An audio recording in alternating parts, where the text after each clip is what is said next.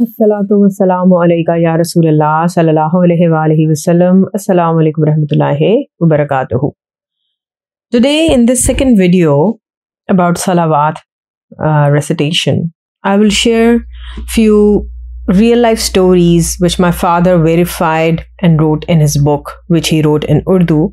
The name of the book in Urdu was Nazar-e-Karam, which meant when somebody, or we should say that Prophet sallallahu alaihi wasallam looks at you with mercy or with blessing. So the very first story is of a girl. She was living in Lahore, Pakistan. She took exams of undergraduation, and when the result was out, she scored only 30% in English language and she failed. Of course, she was very upset and she was sad. So what my father did, that one day after maghrib prayer, he recited lots of salawat and then he prayed for her. And can you believe what happened? After a few days, she received another result card, or report card I should say, with a 70% score in English language. She passed. She has both the report cards with her even now. So that's all because of salawat's recitation, you know. And here I will quote some very famous hadith, in this regard. Hazrat Ibn Masud Recite Salawat narrated that Prophet sallallahu alaihi wasallam said, when someone wants something from Allah subhanahu wa ta'ala, he should praise Allah subhanahu wa ta'ala first and then send blessing or salawat or darood upon me, and then pray or ask to Allah subhanahu wa ta'ala for his wish. Inshallah, he will be successful. Once Umar bin Khattab said to his nation that the supplication, the prayer, the wish we make, is stopped between the heaven and the earth, and nothing of it ascends till you invoke blessings on your Prophet sallallahu alaihi wasallam. So this means that when we recite salawat, only then our prayer reaches to Allah subhanahu wa ta'ala. I have mentioned the reference in the description. There is another hadith by Hazrat Ali radhiyallahu anhu, which means that when we recite salawat, it protects our prayers and make Allah subhanahu wa ta'ala happy with us.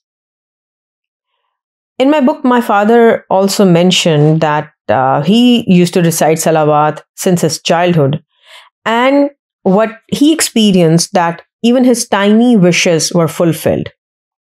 He recalls that when he was 12 or 13 years old, one evening after maghrib prayer, he prayed to Allah subhanahu wa ta'ala that he wanted to eat some sweets. When he went to home, he found sweets. Next day again, he prayed for sweets. He found sweets again. And third day too, it happened. And he says that on the fourth day, finally, he thanked Allah subhanahu wa ta'ala for granting his wishes. Now, this may seem very small gesture, but trust me, the more salawat you recite, the more of your prayers are accepted, and even the tiny wishes in your heart or in your mind are heard without you even asking Allah subhanahu wa ta'ala. One of the sisters who recites lots of Salawat Ibrahim every day. Salawat Ibrahim is also known as Darood Ibrahim, which we recite in our daily 5 prayers. So she shared with me that it is one of the miracles of salawat that her tiny wishes come true within no time, even before she could ask Allah subhanahu wa ta'ala for those wishes. And it happened multiple times. Like she thought of a new dress or even iPhone or even food, she got those same day or very next day. She didn't even have to leave the house to get the stuff. Either someone would bring it for her or gift her or send her.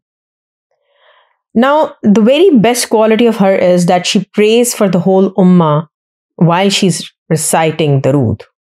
And she says that even if someone has done wrong to her, she forgives them, she keeps no grudge for anyone, and prays for their guidance. Inshallah, in the next video, I will share some more stories with you. The point is to encourage everyone to recite maximum of salawat or darood or send blessings upon Prophet Muhammad sallallahu alaihi wasallam. I pray that Allah subhanahu wa ta'ala bless all of us not only with his love but with the love of Prophet sallallahu alaihi wasallam as well. Assalato wslamao eleyika ya Rasool Allah sallallahu alaihi wasallam. Assalamu alaikum rehmatula wa barakatuh.